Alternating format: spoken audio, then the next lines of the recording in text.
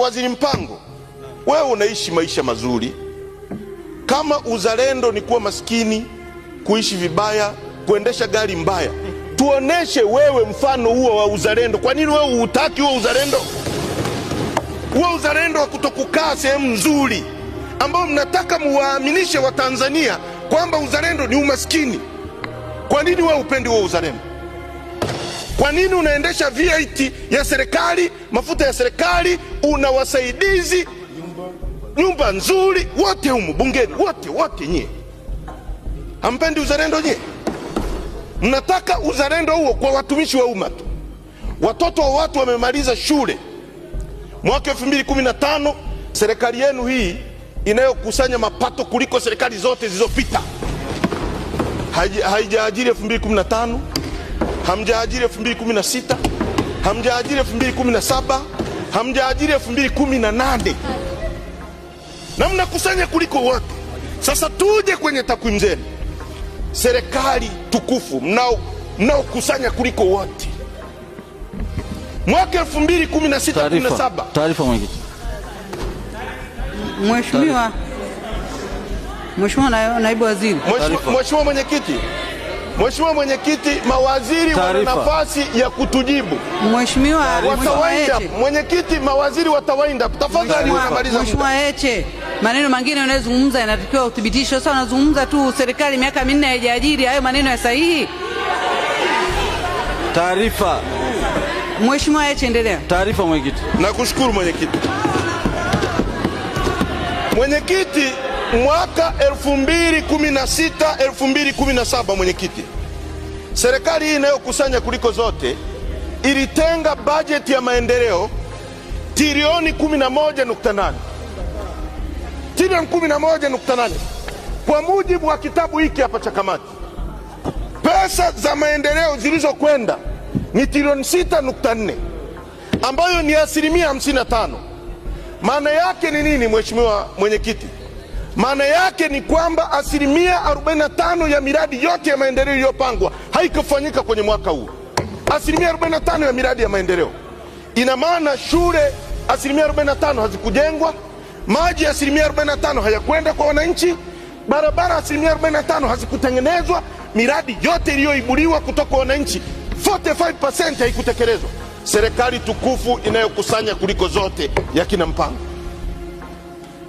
Mkikaa hapa mnaimba Stiglas Gorge, SGR, flyover, kana kwamba mwananchi wa kijijini kwangu kule Nyamwaga au Nyanungu anajua SGR maana yake ni nini, au mwananchi wa kijijini kwetu kule Sirari anajua flyover ya Dar es Salaam inamsaidiaje. Leo mmekuja hapo unatuambia kwenye kitabu chako Mpango kwamba kilimo kimekuwa 7.2. Sasa mimi nakuuliza Mpango, kilimo kilichokuwa kwa 7.2, mmenunua mahindi kiasi gani? Serikali inayokusanya kuliko zote, mmeingia mmekuta gunia la mahindi shilingi 100,000. Sasa hivi gunia la mahindi haliwezi kununua hata mfuko mmoja wa mbolea. Ili ununue mfuko mmoja wa mbolea unahitaji kuuza mahindi gunia 3. Serikali inayopigania wanyonge. Wanyonge mnaojiita ni nyie mnaoendesha ma-VX, lakini wanyonge wa nchi hii hakuna mnyonge hata mmoja mnayempigania. Na mimi nilitegemea Mpango muingie hapa, msijisifu serikali ya wanyonge. Tuambieni mlikuta wanyonge milioni ngapi, na kwa miaka mitatu mmepunguza wanyonge milioni ngapi? Mnataka kuindoctrinate watu mambo ya ajabu. Mnataka kuaminisha watu eti umaskini ni sifa, wakati nyewe wenyewe mnaogelea kwenye maisha mazuri. Mnakuja hapa mwaka uliofuata mmetenga bajeti ya maendeleo trilioni 12, na bila aibu kila mwaka mnaongeza digiti na namba hazidanganyi. Mwaka huu mmetenga trilioni 12, mkatoa ile trilioni 6, 57%. Sasa mimi najiuliza, hizo pesa Mpango mnazotuambia mmekusanya kuliko wote, mnalalia au ziko wapi? Kwa sababu kwa wananchi hazipo, kwenye ajira hamna, kwenye barabara hatuoni, kwenye halmashauri leo mnaondoa capital development grant Local government capital development grant mmeiondoa kwa sababu kila siku inawaletea kweli. Hamjapeleka hata shilingi 100. Tarime mwaka 2016 mkupeleka, 17 mkupeleka, 18 mkupeleka. Pesa zote tunazofanyia maendeleo, tumejenga vituo, tumejenga barabara, oni sosi ya wananchi wa Tarime, hakuna shilingi 100 mlioleta mpango. Pesa hizo ziko wapi? Ziko wapi hizo pesa ambazo mnakusanya? Haya, umekuja hapa wewe mpango unayesema unakusanya sana, na mkasema mnaweza kununua, kama mnanunua ndege mtanunua korosho. Taarifa. Na wakulima jana, taarifa, wanunuzi wa korosho jana, mwenyekiti, wametoa statement kwamba hawatanunua tena korosho.